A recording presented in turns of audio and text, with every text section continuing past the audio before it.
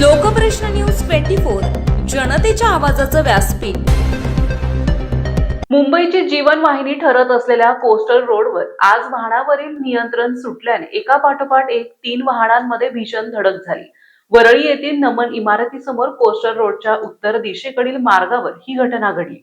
या अपघातात एक आलिशान मर्सिडीज आणि 2 टॅक्सीचे मोठ्या प्रमाणावर नुकसान झाले आहे। घटनेची माहिती मिळताच वरळी पोलीस आणि कोस्टल रोडचे कर्मचारी घटनास्थळी दाखल झाले।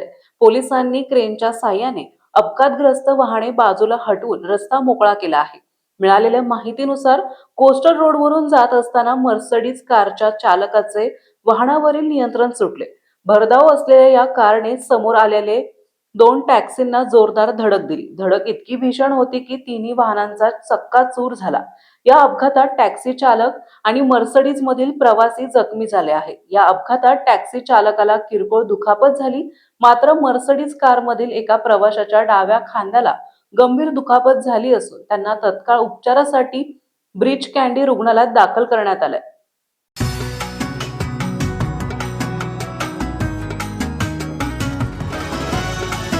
लोकप्रश्न न्यूज 24 जनतेच्या आवाजाचं व्यासपीठ।